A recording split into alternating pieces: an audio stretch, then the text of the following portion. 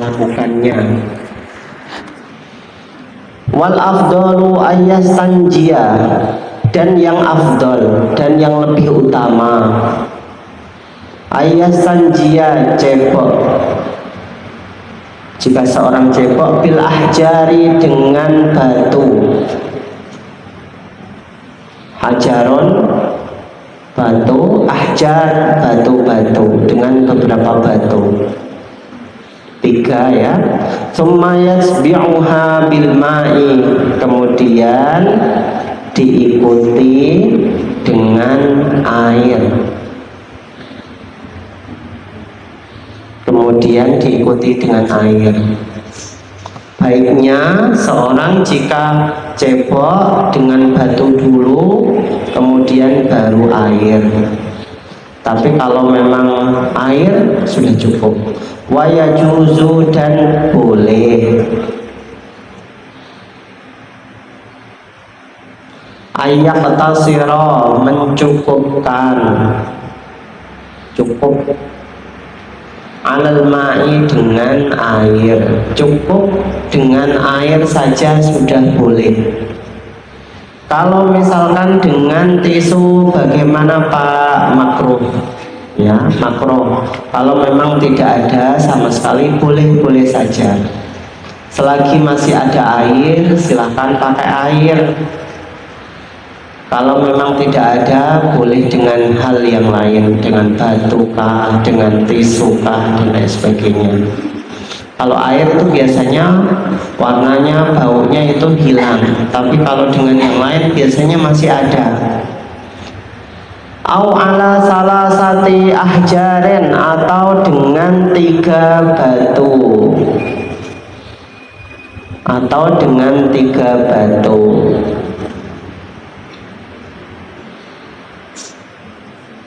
Yanqi, membersihkan,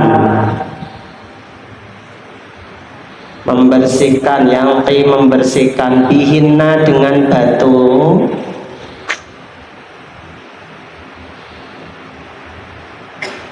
al-mahalla, tempat najis.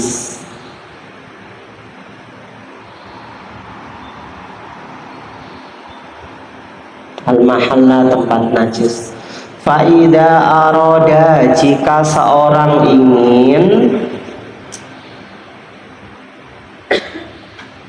faida aroda, jika seorang ingin, al-iqtisara, mencukupkan,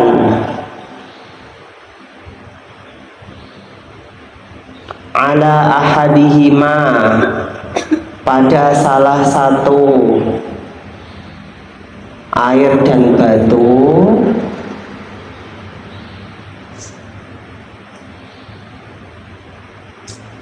falma'u afdolun, maka air lebih utama. Air lebih utama daripada apapun untuk membersihkan tempat yang terkena najis.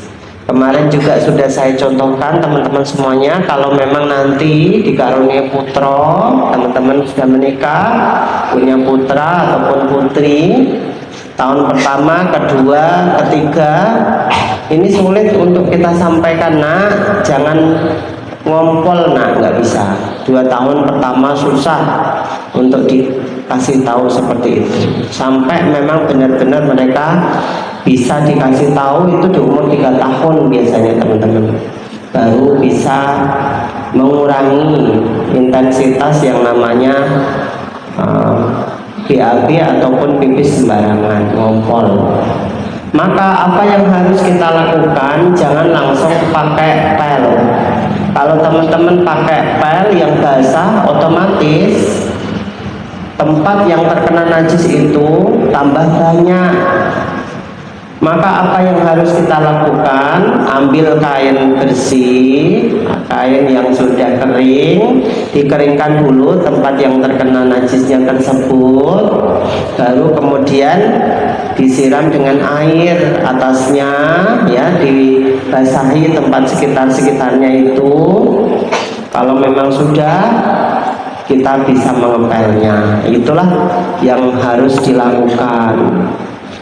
BAB pun demikian, ada bekas-bekas BAB anak kita, misalkan ambil tisu ya, kemudian dibersihkan yang ada BAB-nya tersebut. Sudah kering baru kita siram air, baru kita pel bersih benar-benar. Nah, itu yang harus dilakukan. Kalau tidak seperti itu malah membuat tempat sekitarnya semakin najis. Teman-teman juga demikian. Hukumnya nyuci pakai mesin cuci bagaimana, Ustadz? Boleh-boleh saja, asalkan airnya mendatangi pakaian kita yang terkena najis. Lebih baik teman-teman sebagai seorang ibu nanti membedakan antara yang najis dengan yang tidak najis dulu. Kalau yang najis jangan langsung dicemplungkan di mesin cuci, apalagi kalau ada bekas kotoran BAB dari anak kita. Misalkan kuning-kuning pun malah nyebar semakin banyak ya. Maka ini kawan-kawan semuanya harus dipisahkan dulu, dibilas dulu di kamar mandi ya. Baru setelah benar-benar sudah dibilas, tidak perlu harus kita kasih deterjen, tidak mengapa, kemudian baru dicemplungkan di mesin cuci. Mesin cuci itu airnya biasanya yang mendatangi najis, maka secara otomatis air pertama ya, sebelum kita kasih deterjen, biasanya air pertama itu untuk menghilangkan najisnya terlebih dahulu, diputar paling 5 menit ya, kemudian dihilangkan airnya. Setelah itu baru air yang kedua mendatangi najis lagi, baru dikasih deterjen. Kemudian air yang ketiga untuk membilas, air yang keempat untuk membilas juga, membilas deterjen. Itu yakin sudah benar-benar tidak ada najisnya. Tapi kalau misalkan air yang sedikit ya, kemudian kita kasih pakaian, maka airnya tidak bisa membersihkan najis. Kawan-kawan bisa tahu ini ya. Kemarin kita sudah membahas air 2 polah. Kalau misalkan terkena najis tidak mengapa, asalkan itu tidak merubah warna serta baunya. Maka ini tidak mengapa kalau 2 polah. Ukurannya kemarin sudah saya sampaikan berapa teman-teman semuanya, 260 liter ya. Itu adalah air 2 polah. Selama kurang dari air 2 polah, maka tidak bisa kemudian kita kasih najis atau pakaian kotoran yang ada di dalamnya. Ini tidak bisa, sehingga ini tidak bisa membuat kotoran itu atau najis itu hilang. Kalau mau silahkan airnya yang mendatangi najis tersebut, seperti saya contohkan tadi. Kalau misalkan kita nyuci ya, itu air yang akan mendatangi pakaian kotor kita atau pakaian najis kita, jangan dibalik, intinya seperti itu. Baik. Wa yajtanibu istiqbalal qiblati ala ahli faida arada al-ikhtisar ahdamu fala'ud. Wa yajtanibu, dan menjauhi, istiqbalal qiblati, dan menjauhi, istiqbalal qiblati, menghadap kiblat, wastidbariha, dan membelakanginya. Kalau pipis ataupun BAB jangan sampai, tapi ini catatannya adalah fis sohra, di dalam tempat yang terbuka. Dahulu belum ada fis sohra, itu tempat terbuka ya, Sahara, di padang pasir. Fis sohra, di tempat terbuka. Ini kawan-kawan semuanya, kalau memang kita itu BAB di tempat terbuka, zaman dahulu tidak ada yang namanya toilet ya. Zaman kecil saya dulu toilet sangat-sangat jarang sekali. Orang biasanya itu akan BAB ataupun melakukan aktivitasnya di sekitar rumah, biasanya ada kali ya, sungai kecil di situ ada jembatan, biasanya BAB di situ. Zaman dulu seperti itu, tapi sekarang sudah ada WC sendiri-sendiri di rumahnya, sanitasi, air bersih, sehingga nggak perlu harus jauh-jauh. Kalau memang terpaksa harus di tempat yang terbuka, jangan sampai menghadapkan ke kiblat atau membelakangi kiblat, karena ini tidaklah sunnah atau makruh. Wayajtanibu al-baulu fil ma'ir rakidi, wayajtanibu, dan menjauhi al-baulu pipis fil ma'ir rakidi, di dalam air yang tenang. Ini jangan sampai dilakukan, karena air yang tenang itu peribahasanya adalah menghanyutkan. Jangan disangka air tenang itu tidak menghanyutkan. Nah, ini artinya apa? Teman-teman semuanya, biasanya orang yang biasanya karakternya itu tenang, nggak terlalu banyak ngomong, sekali ngomong itu statementnya bagus ya. Ini. Tapi di sini kawan-kawan semuanya, air yang tenang itu biasanya sarang dari jin, sarang jin. Senang dia di situ. Jin itu memang ada di sekitaran kita. 2 tahun atau 3 tahun yang lalu teman-teman ma'had banyak yang kesawanan di ma'had ya. Tapi alhamdulillah 2 tahun ini kata teman-teman musyrifah tidak ada yang kena ganggu jin. Jin itu kawan-kawan semuanya di dalam surat Al-Jin disebutkan sebagian dari mereka wa minnal muslimuna wa minnal qasitun. Sebagian kami itu ada yang beriman, tapi sebagian kami ada yang tidak beriman, membangkang mereka dari perintah Allah. Faman aslama faulaika taharraw rasyada wa ammal qasituna fakanu li jahannama hataba. Kalau kami beriman, sebagian kami beriman, maka kami balasannya sama seperti halnya manusia, yaitu di surga. Tapi kalau kami tidak beriman, ya sebagian ada yang tidak beriman. Ada yang beriman itu kawan-kawan semuanya, mereka sampai bisa haji, ya sampai bisa haji, sampai hafal Al-Quran, menunggu masjid. Ini penunggu masjid, ada beberapa yang penunggu masjid mereka. Jadi kalau kita jamaahan, mereka ikut jamaahan, ya. Inna sami'ana Qur'anan ajaba. Gitu. Sebagian dari mereka muslim, ya. Kami mendengar Quran yang turun kepada Muhammad dan Quran itu adalah ajaba, membuat kami takjub. Asbabul wurud atau asbabun nuzul dari surat Al-Jin ini, tiba-tiba saja Rasul Shallallahu Alaihi Wasallam hilang dari samping para sahabat, ya, menghilang di balik pohon kurma. Tiba-tiba Rasul tidak ada saja, tidak terlihat. Kemudian beliau masuk ke alam jin, disitulah kemudian diturunkan surat Al-Jin, beliau berdakwah di situ. Ini adalah Rasulullah, mukjizat Rasul Sallallahu Alaihi Wasallam, bisa masuk alam jin itu pun atas kehendak siapa kawan-kawan semuanya? Allah. Itu pun tidak tiap hari dibukakan hijabnya oleh Allah. Ada orang dukun yang mengatakan di sini ada sundel bolong, pakainya seperti ini, di sini ada apa? Itu bohong, jangan dipercaya. Tidak ada kiai pun yang dapat hijabnya dibuka oleh Allah. Kalau kita dibuka oleh Allah, hijab kita ngeri teman-teman semuanya, ngeri betul.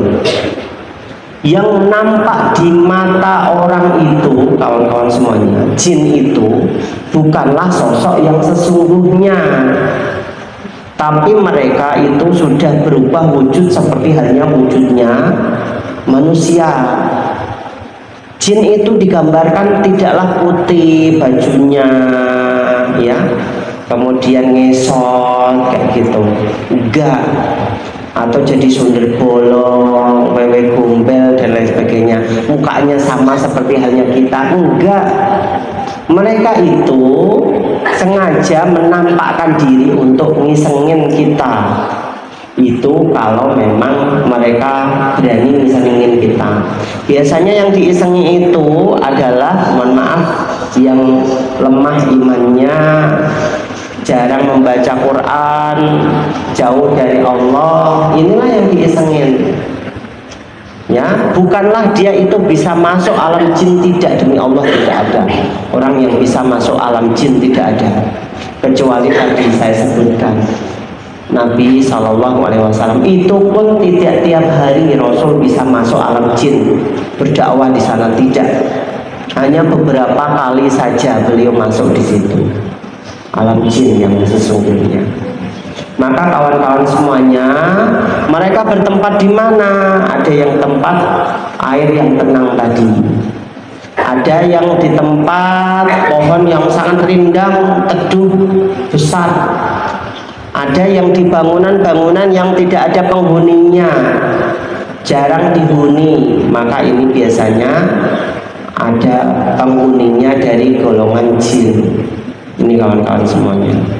Atau misalkan ada tabrakan beberapa hari yang sebelumnya, meninggal dia, ya, tangannya buntung misalkan, kecelakaan sirai botol misalkan, ya, beberapa hari kemudian ada sosok yang itu bukan rohnya orang yang meninggal, tidak, karena rohnya itu sudah diambil oleh Allah, sudah ada di tempat namanya barzakh. Barzakh itu adalah sekat, ya, sekat antara dunia dan akhirat. Itu ada alam namanya alam barzakh, yaitu alam kubur. Orang yang sudah mencapai alam barzakh itu namanya orang mati. Secara otomatis kawan-kawan semuanya, kalau orang sudah mati itu tidak akan mungkin bisa berinteraksi dengan orang yang hidup kecuali di dalam mimpi. Catatannya seperti itu. Allah memberikan waktu orang yang mati itu bisa berinteraksi itu di dalam mimpi. Beberapa kali istri saya bermimpi bertemu dengan orang-orang yang meninggal. Ini spesialisasi mimpi istri saya.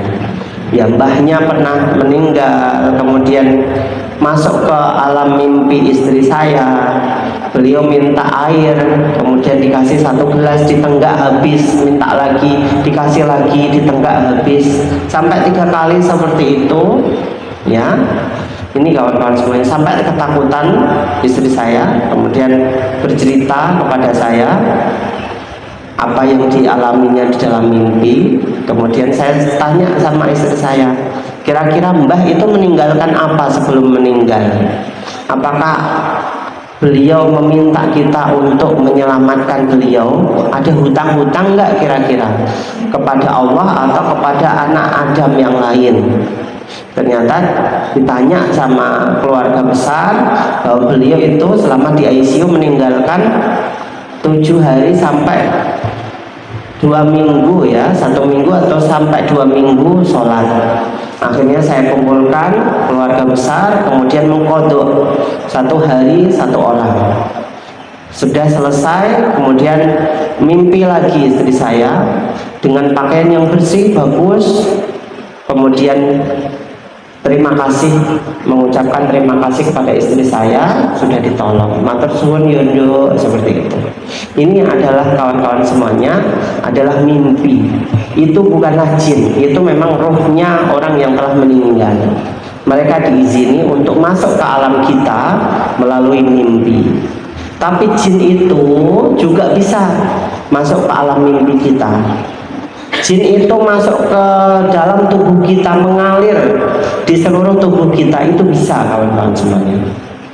karena jin bisa masuk, sehingga kita disunahkan oleh Rasul Shallallahu Alaihi Wasallam kalau makan harus membaca basmalah, ya. Kemudian masuk kamar mandi, karena itu tempatnya, kamar mandi itu adalah kotor, ya, dan jin senang dengan hal-hal yang kotor, maka kita disunahkan untuk membaca doa juga. Ya, keluar rumah juga demikian, mau bepergian juga demikian, naik kendaraan pun demikian. Karena bisa jadi ketika waktu kita itu bepergian naik kendaraan sendirian seperti itu ya, GPS kita itu disalahi sama jin, belok ke kiri, belok ke kiri, belok ke kanan, belok ke kanan, ternyata tembus alas-alas. Teman-teman pernah seperti itu ya, mobil nembus alas-alas, nggak bisa jalan ke belakang, nggak bisa ke depan, nggak bisa. Loh, kok alas semuanya? Terus dia masuk ke alam itu seperti apa? Itulah jin namanya, kawan-kawan. Tiba-tiba saja bisa masuk alas-alas dan tidak bisa jalan lagi karena sudah mentok. Depannya itu batu yang sangat besar, belakangnya juga demikian. Loh, terus tadi bisa masuknya seperti apa? Wallahu alam. Inilah yang namanya jin, seperti itu. Bisa membawa kita ke alam yang tidak kita ketahui. Makanya kita disunahkan untuk membaca doa Subhanalladzi sakhkhara lana hadza wa ma kunna lahu muqrinin wa inna ila rabbina lamunqalibun. Bismillah tawakkaltu 'ala Allah wa la haula wa la quwata illa billah. Kita serahkan semuanya kepada Allah. Kita tidak ada daya kekuatan kecuali Allah Subhanahu wa taala. Kalau sudah seperti itu, insya Allah kita tidak akan diganggu yang namanya jin-jin itu. Jin-jin itu sekali lagi masuk pada kita adalah karena kita jauh dari Allah Subhanahu wa taala. Ini termasuk adalah di sini disebutkan fil ma'ir raqid, di dalam air yang tenang, wa tahta syajarati, dan di bawah pohon besar. Tadi sudah saya sampaikan itu tempatnya jin, ya, pohon-pohon besar. Al-musmirati, yang berbuah, di bawah pohon yang berbuah. Kenapa tidak boleh? Karena bisa jadi ada jinnya di situ. Karena menghormati pohon yang berbuah juga demikian. Jangan pipis sembarangan. Wafit tariqi, dan di jalan ya. Sopir-sopir bis biasanya pipis itu di samping bannya yang budi itu ya, teman-teman. Ya Allah, nauzubillah. Mbok yo ke toilet, pom bensin semuanya sekarang ada toiletnya. Wadili, dan di bawah bayang-bayang zillun. Yauma la dhilla illa dhilluh, hari tidak ada naungan di situ kecuali naungan Allah. Wathaqabi, dan di bawah lubang jangan sampai dipipisi karena bisa jadi ada ularnya, ya. Wala yatakallamu, dan tidak boleh berbicara. Alal bauli, orang yang pipis. Wal ghaiti, dan orang yang BAB pipis jangan berbicara. Jangan bawa handphone juga, tidak sunnah. Tapi asik kok Pak, ambil musikan yang WC. Iya, tapi makro itu ya kawan-kawan ya. Lama nanti, kasihan yang nunggu yang di depan itu. Pengen pipis juga, BAB juga. Kita musikan di dalam kamar mandi, asik sekali sampai setengah jam nggak keluar. Ya ini kawan-kawan semuanya tidak sunnah, makruh ya, lebih baik jangan. Kemudian wala yastaqbilu syamsa, dan tidak boleh menghadap ke matahari. Wal qamara, dan bulan. Bentar, wala yastadbiruhuma, dan tidak boleh membelakangi matahari dan bulan. Ini kalau di tempat terbuka.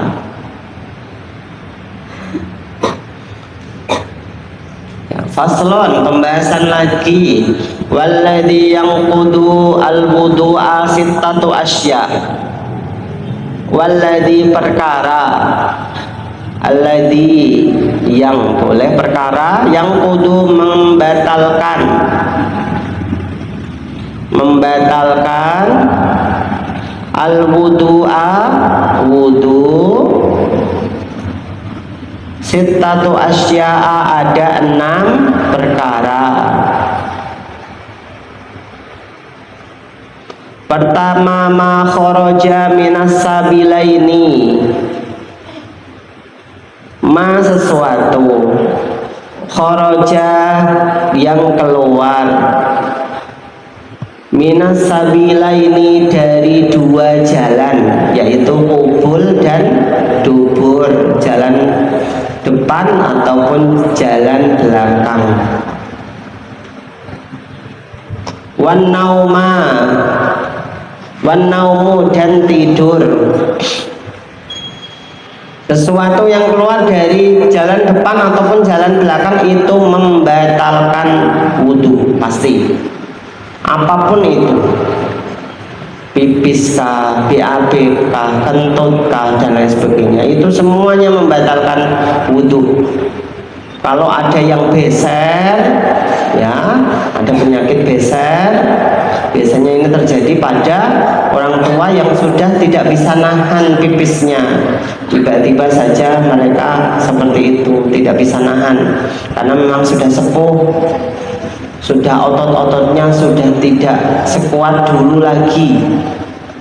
Kita pun akan mengalami hal masa-masa seperti itu, alhamdulillah.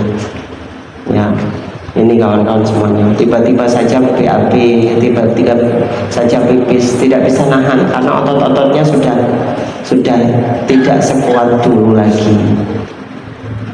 Ini membatalkan wudhu, pastinya harus dibersihkan terlebih dahulu. Kalau memang ada najisnya, baru setelah itu wudhu lagi, baru bisa menjalankan sholat. Kalau tidak seperti itu, ya, tidak boleh dia mengerjakan langsung sholat. Kalau memang pertengahan sholat dia beser, maka dia wajib membatalkan sholatnya, tidak boleh dilanjutkan. Wan naumu ala ghairi hayatil mutamakkini, dan tidur dengan posisi selain duduk. Seperti ini, tidur seperti ini boleh, ya, ini tidak membatalkan. Jadi selain tidur dalam posisi duduk, yang mana pantatnya itu langsung ada pada atas lantai, misalkan dia itu tidurnya dengan seperti ini, misalkan seperti ini membatalkan kawan-kawan. Atau misalkan tidurnya seperti ini sehingga ada rongga yang dalam pantatnya, maka ini membatalkan. Kalau tidurnya seperti halnya teman-teman ngantuk-ngantuk ketika waktu Jumatan, tidak membatalkan, ya. Banyak ketika waktu Jumatan yang mungkin kelelahan aktivitas dari pagi ngajar misalkan, atau KPM, ya, di kuliah misalkan, kecapean akhirnya tertidur ketika waktu Jumatan, khutbah Jumat, maka boleh-boleh saja asalkan pantatnya ini nempel di dalam lantai, di atas lantai, seperti itu. Kalau memang tidak nempel, berarti batal wudhunya. Ini namanya ghairi hayatil mutamakkini, duduk yang tidak menetap di lantai, di atas lantai. Wa zawalul aqli, dan hilangnya akal. Wazawalul akli, dan hilangnya akal, bisa keren karena mabuk, au marodin, mabuk ya, bisa keren dengan karena mabuk, au marodin, atau sakit. Walam surrojuli almar'ata, dan menyentuhnya kulit laki-laki, almar'ata, dengan kulit perempuan, al ajnabiyata, yang lain, ya, bukan mahramnya. Mahram itu siapa, Pak? Mahram itu hurrimat alaikumul, ya, hurrimat alaikum ummahatukum wa banatukum wa akhwatukum wa banatul akhi wa banatul ukhti wa ummahatukum minar radu'ah, dan lain sebagainya.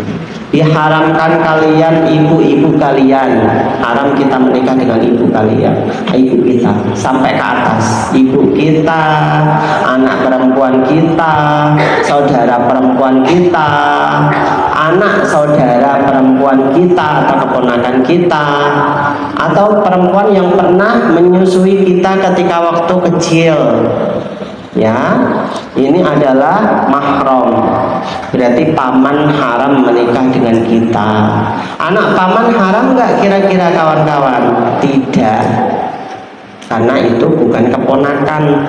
Paham di sini kawan-kawan semuanya ya? Keponakan itu adalah kita mempunyai saudara, saudara itu mempunyai anak, itu namanya keponakan kita. Tapi kalau anak dulur, anaknya paman, maka itu anak dulur boleh menikah dengan kita, tapi kurang baik saja. Sampai di sini paham kawan-kawan semuanya ya? Nah itu Fatimah Az-Zahra kenapa menikah dengan Ali bin Abi Thalib, padahal itu adalah anak dulure Rasulullah. Tapi itu jauh kawan-kawan. Anak dulure itu dengan Rasulullah. Andaikan Ali itu perempuan, boleh menikah dengan Rasulullah, apalagi anaknya Rasulullah. Sudah jauh ini. Fatimah dengan Ali bin Abi Thalib yang menurunkan Hasan dan Husain, ya, Sayyidina Hasan dan Sayyidina Husain. Ini sudah jauh. Tapi kalau dekat itu biasanya kurang baik. Kalau ada perselisihan antara mereka berdua, suami istri, biasanya nanti akan berimbas kepada keluarga besar, maka kurang baiknya di situ.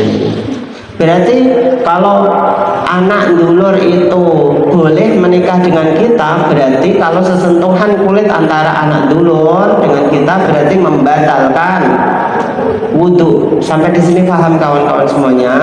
Berarti kita tidak boleh melepas hijab di depannya. Sampai di sini paham? Kalau bapaknya boleh, paman kita berarti, ya, bapaknya orang tersebut itu boleh melepas hijab di depannya, karena itu adalah paman kita.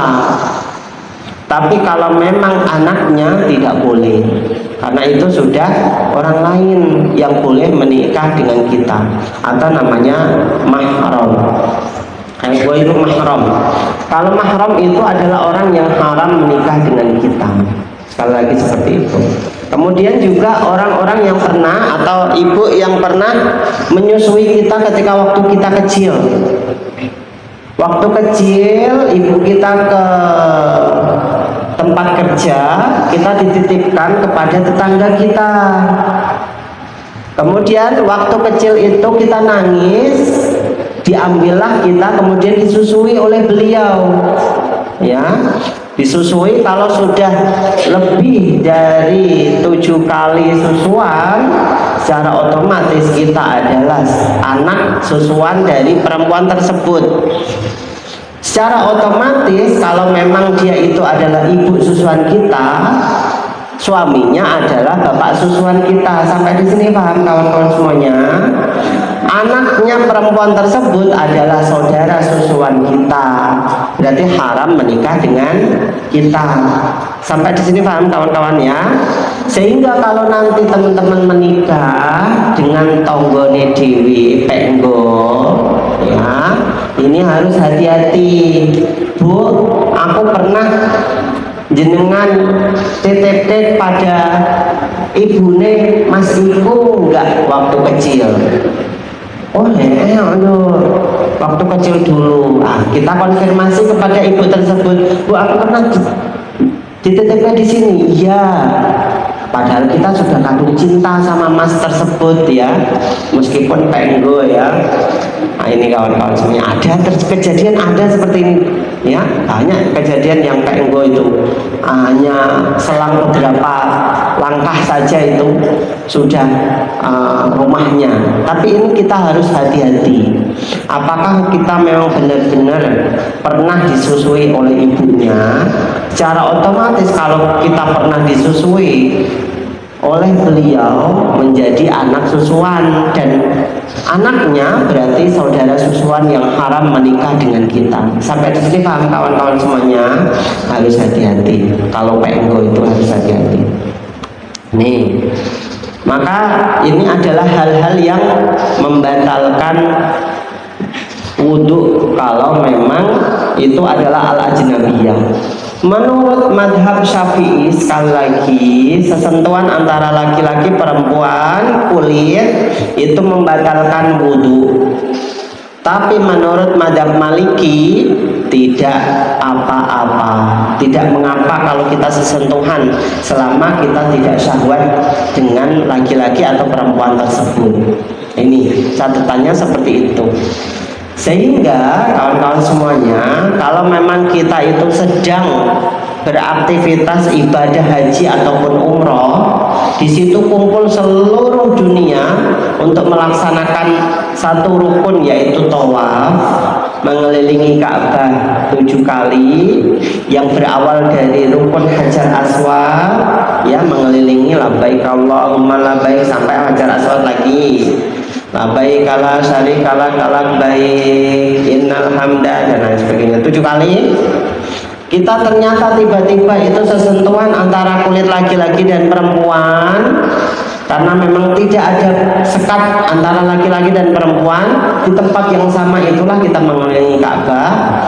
Orang seluruh dunia sama tempatnya, apalagi itu adalah haji ya, maka kawan-kawan semuanya boleh berpindah madhab dalam kondisi darurat seperti itu. Darurat ini darurat. Kalau memang tidak pindah madhab, kita sesentuhan dengan perempuan yang lain yang ajnabiyah, maka membatalkan wudhu. Kita harus keluar dari shaf tawaf, kemudian mengambil air wudhu lagi, dan itu membutuhkan waktu yang lama ya, dan mulai lagi dari awal lagi. Nanti sesentuhan lagi kita keluar lagi, ini darurat namanya. Boleh kita pindah madhab seperti itu.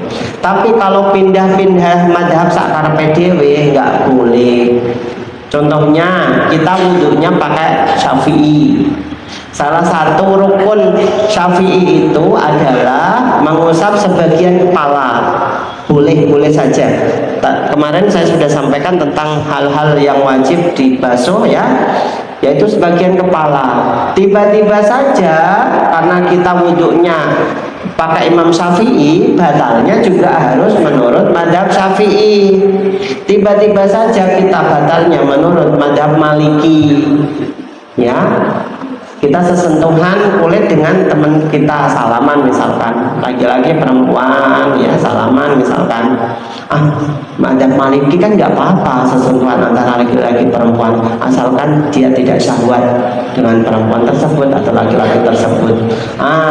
Itu tetap membatalkan, karena tidak boleh berpindah madhab dalam satu qadiyah, dalam satu permasalahan.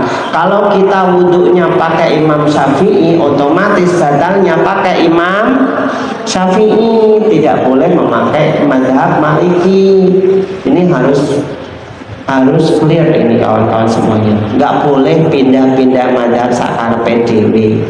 Kalau kita dari awal memang wudhunya pakai Imam Maliki, boleh kita memakai madhab Maliki. Sholat kita pun demikian harus memakai madhab Maliki. Ya, selama di Mesir saya pakai madhab Maliki karena memang orang-orang Mesir itu sebagian orang Arab itu rata-rata hampir rata-rata pakainya madhab Maliki. Padahal Imam Syafi'i itu ya menyebarkan madhabnya di Mesir dan meninggalnya pun di Mesir kawan-kawan. Saya sudah beberapa kali alhamdulillah berkunjung ke makbarah beliau. Banyak sekali ulama-ulama hebat yang ada di Mesir itu. Termasuk adalah madhab Syafi'i, Imam Syafi'i meninggal di sana dan berkeluarga di sana, mempunyai keturunan di sana. Ini kawan-kawan semuanya. Al-ajnabiyata yang lain min ghairi hailin tanpa pembatas. Min ghairi hailin tanpa pembatas. Ini membatalkan wudhu tanpa ada pembatas. Wa masu farjil adami, dan mengusap atau menyentuh kelamin anak Adam, baik itu kelaminnya sendiri atau kelaminnya orang lain. Kelamin sendiri aja batal, apalagi kelaminnya orang lain. Nyeboi anak misalkan, ya ini otomatis membatalkan. Bibatinil kafi, dengan batin telapak tangan. Telapak tangan ini ada namanya batin, ada namanya dohir. Batin itu yang ini kawan-kawan, ini namanya batin. Kenapa ini dikatakan batin? Karena kalau kita tangkupkan seperti ini tidak terlihat. Ini namanya batin. Ini namanya dohir. Jangan sampai salah ya. Ini namanya dohir. Kalau seperti ini masih tetap kelihatan. Sampai di sini paham kawan-kawannya? Nah, ini namanya batin. Batinul kafi itu adalah ini. Yang putih ini adalah batin. Kalau kita tangkupkan seperti ini enggak kelihatan ya. Namanya batin. Ini namanya dohir, yang ini dohir. Sehingga kalau kita menyentuh kelamin kita pakai yang ini, secara otomatis batal. Tapi kalau menyentuhnya pakai ini tidak batal. Sampai di sini paham? Sudah?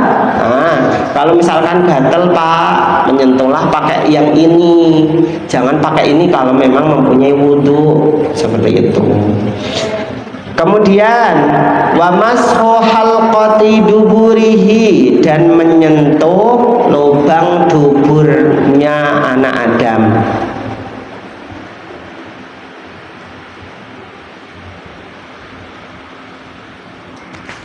Ya, menyentuh lubang duburnya anak Adam. Alal jadidi, dalam madhab Syafi'i yang jadid. Ada namanya qadim, ada yang jadid. Jadid itu setelah beliau itu sampai ke Mesir, itu namanya jadid. Kalau qadim itu sebelum beliau sampai ke Mesir. Wallahu a'lam. Semoga bermanfaat untuk kita semuanya, kawan-kawan semuanya. Karena kita banyak kegiatan selama Ramadan ini, tetap semangat. Insya Allah nanti sore ada nuzul Quran ya.